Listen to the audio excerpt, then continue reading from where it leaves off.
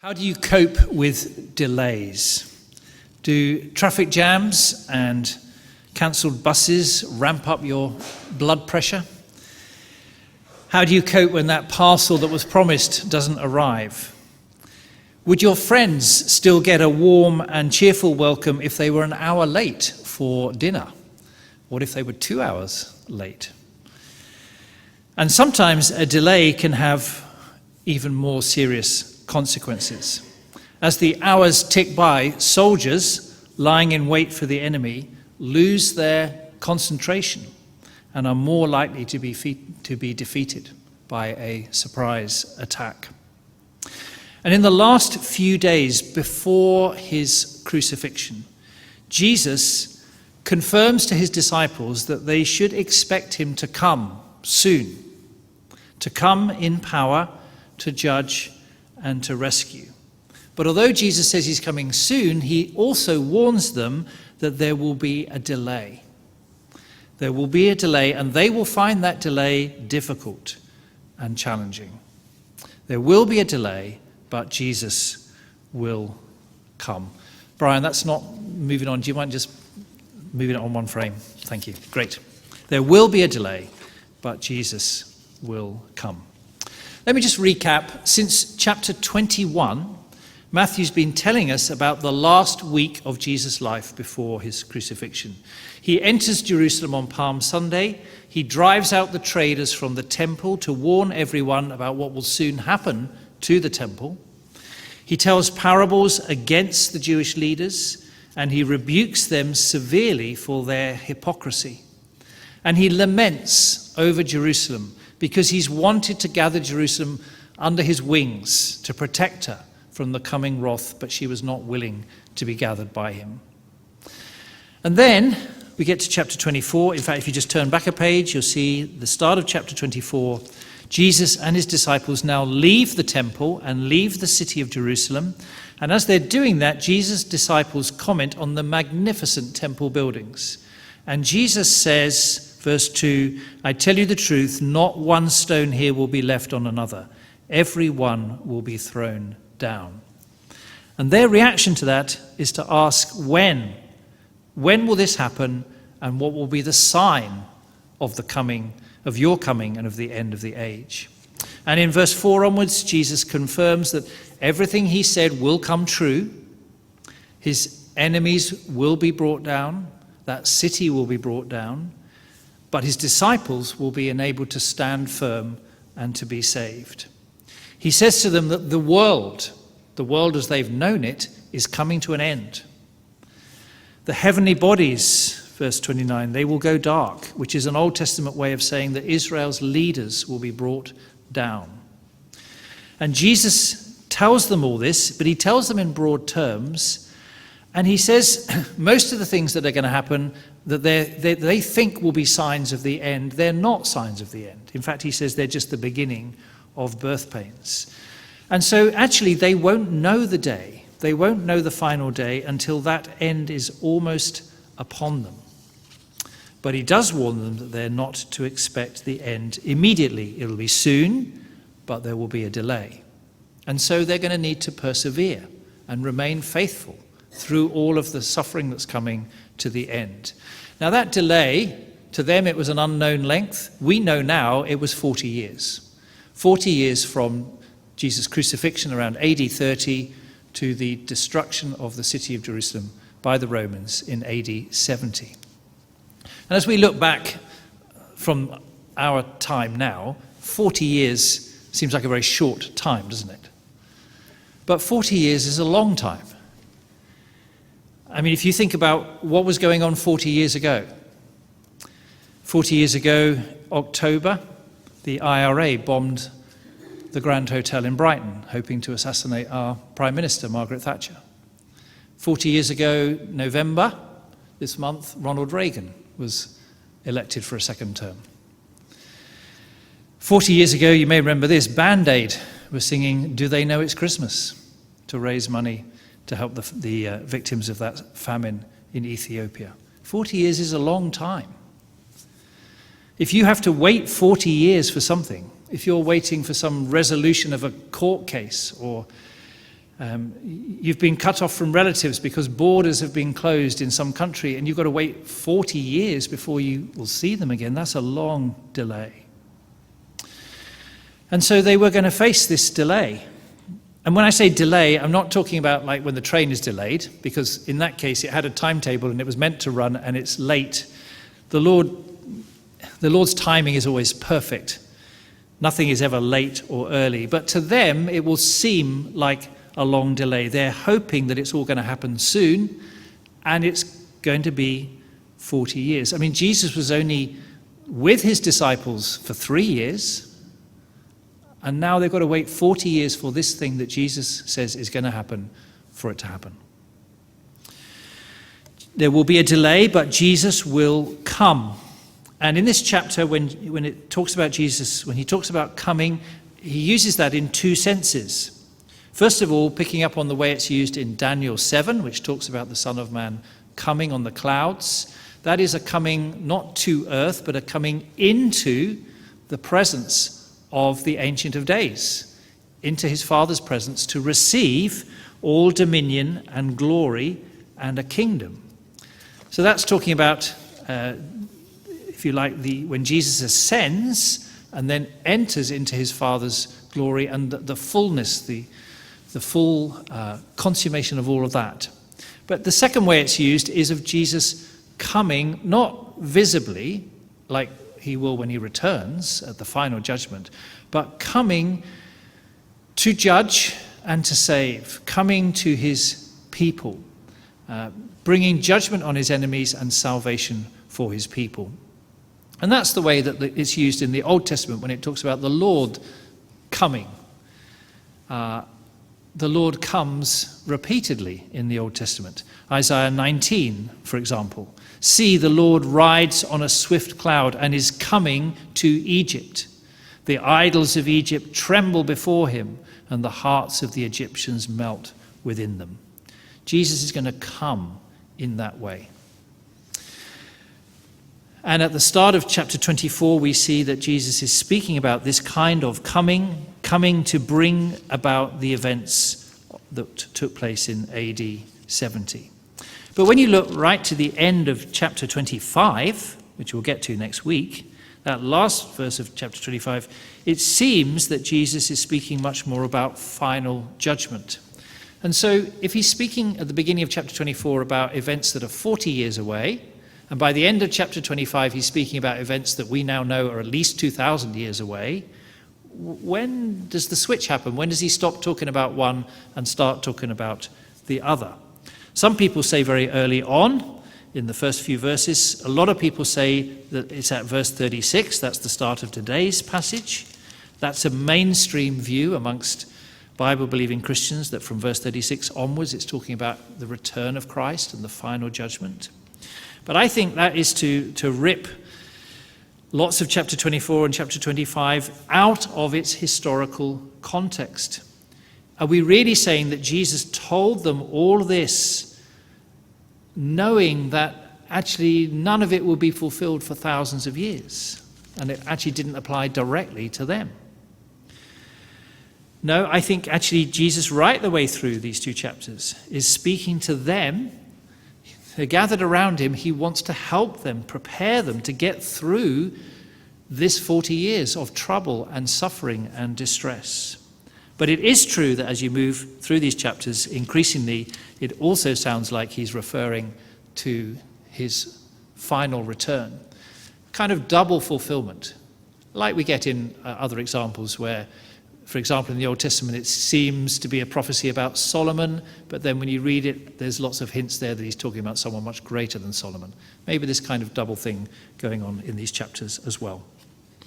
So the question for today, what then does Jesus say to his disciples as they begin their long wait for him to come? And the thing he says to them is, stay awake.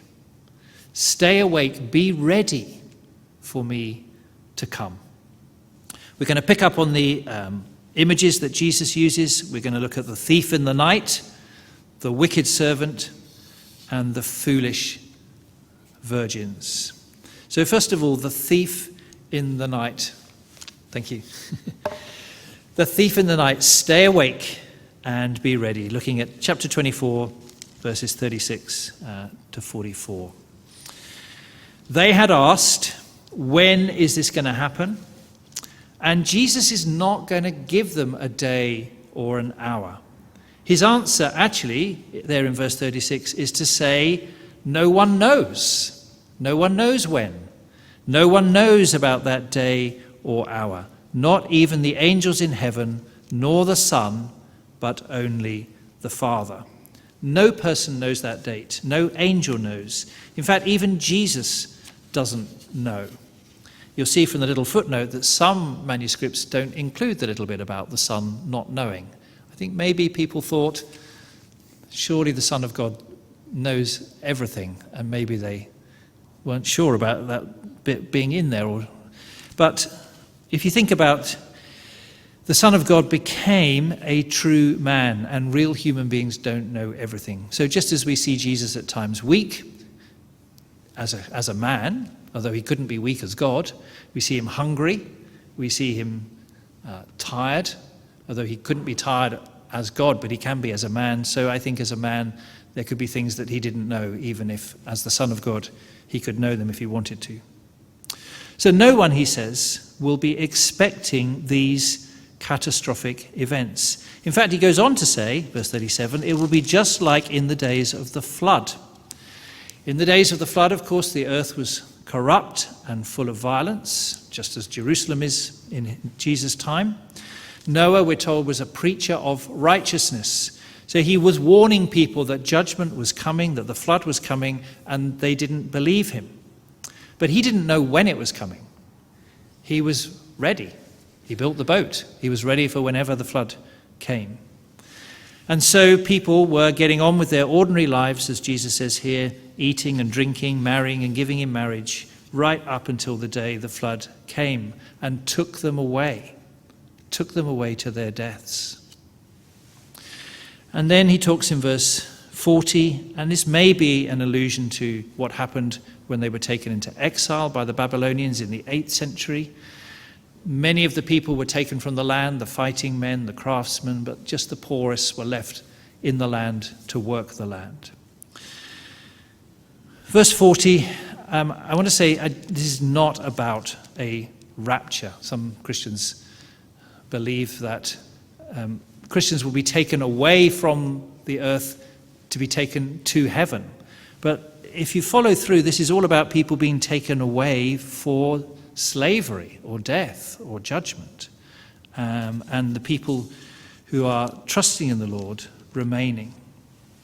And then in verse 43 he says that he talks about a thief that comes in the night. Of course, you never know when a thief is coming. They don't tend to ring you up or send you a message to announce that they're going to come.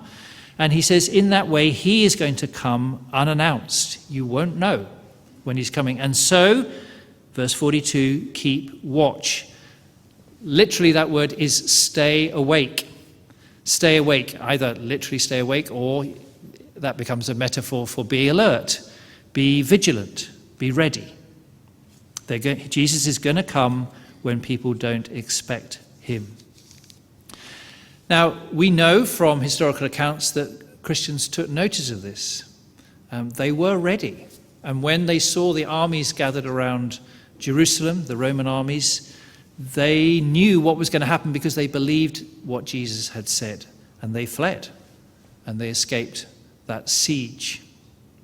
It was the others who didn't believe what Jesus had said and who had this view that this is God's city and it can never be destroyed. They were the ones who stayed and suffered that terrible siege. The historian Josephus tells us that more than 1 million were killed during the siege of Jerusalem. Some people have questioned whether there could even have been that number in Jerusalem, but the Romans came against Jerusalem just 3 days before Passover in AD 70. And so hundreds of thousands of people had come to Jerusalem for that festival, and then they were all caught there. The siege lasted for 5 months. Hundreds of thousands at least were killed. Hundreds, or 800,000 estimated, were enslaved and taken away by the Romans. 700 prisoners were paraded through the streets of Rome in a triumph procession in chains. And then, having destroyed the city, a Roman colony was built over the ruins of Jerusalem. A temple to Jupiter was built where the temple had been. And they passed a law forbidding Jews to enter the city that had once been theirs. A few years later, Emperor Hadrian wanted to wipe the name of Judea off the map, and so he replaced it with Syria, Palestina. But with that judgment, with that coming of Jesus in judgment, came salvation for his people. The fall of Jerusalem was the turning point for the church. The church was now free from what had been its main persecutor, and also it was no longer considered just a part of the Jewish faith. It was seen to stand in its own right, and so from that point on, even more it spread. The church grew throughout the Gentile lands. Jesus said to them, to his disciples, be ready. He doesn't give them any dates. He doesn't allow them to, how students, if they're told the exam is in 3 years, they think, okay, I'll start revising a week before. I'll start doing some work a week before. But he doesn't let them do that because they don't know the dates. Instead, he tells them to stay awake. Not literally stay awake 24 hours a day, but be ready. And being ready is much more it's not so much about knowing what is going to happen in detail or knowing the dates. It's about how you behave, how you live, how you respond to the Lord. The thief in the night. Secondly, this little, I think it's a parable, although it's not headed that way, the wicked servant, which is in verse 45 to 51. Can you just knock that on, Brian, please? Thank you. Verse 45 to 51. The wicked servant, stay awake, don't be complacent. It's a little parable of Jesus. He talks about a master who puts a servant in charge of his household because the master is going away for a time. If the servant is faithful and wise, then he's going to do what his master has commanded. But you notice it says, once again, there's a delay. Verse 48. My master is staying away a long time. The temptation for this servant who's been put in charge is to be complacent, is to think, my master's not here and doesn't seem to be coming back. Why shouldn't I do what I want? I'd like to teach these other servants a lesson. Let them see who's boss. And why can't I enjoy myself? I don't have to worry about what my master thinks. He's not here and he doesn't seem to be coming back. And Jesus' warning is, no, he is the master and he will return. And he will return when he's not expected and he will judge fairly and swiftly. Verse 48. Suppose that servant is wicked and says to himself, my master is staying away a long time, and he then begins to beat his fellow servants and to eat and drink with drunkards. The master of that servant will come on a day when he does not expect him, and at an hour he is not aware of. He will cut him to pieces and assign him a place with the hypocrites, where there will be weeping and gnashing of teeth. The parable begins as a very ordinary story about a servant and a master. The ending is strange, isn't it? And solemn. And I think it's because what's happening is that obviously the parable represents something, and it's what it represents that's kind of coming back into, intruding on, if you like, the parable. Because this is about bigger things than just a servant and a master. We have something as solemn and as terrible as verse 51, the man being cut to pieces and assigned a place with the hypocrites, where there will be weeping and gnashing of teeth. The point is that the servant is not really a faithful servant. This is his challenge to his disciples. If you're going to be my disciples, you need to be my disciples. And however long the delay is, you need to remain my disciples, faithful to me. Jesus came in AD 70. He came to the city of Jerusalem. I don't mean visibly, I don't mean in the way that he will finally, but he came in judgment and salvation. He comes again and again down through history. Of course, he's the sovereign king from day to day, in every day, in all things. But sometimes the time comes for a more serious visitation, and I believe that Jesus has done that down the years. He's come to shake governments, he's come to shake churches and denominations, he comes to shake families and individuals. He comes, in a sense, when we die, because when we die, after that comes the judgment. And one day Jesus will return and shake the world again in final judgment. And he tells us, he warns us to be ready. He won't come to suit our timeline, and that's why we always need to be ready. And the wicked master is contrasted with what he might have been. Verse 46. It will be good for that servant whose master finds him doing so, doing what the master had commanded when he returns. I tell you the truth, he will put him in charge of all his possessions. So there's his word to his disciples. Be like the good servant, however long the master is away.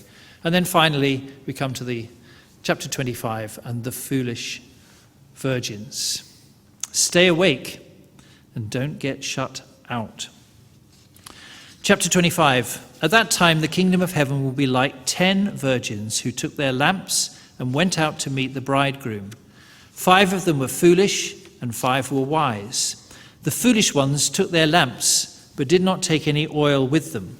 The wise, however, took oil in jars along with their lamps.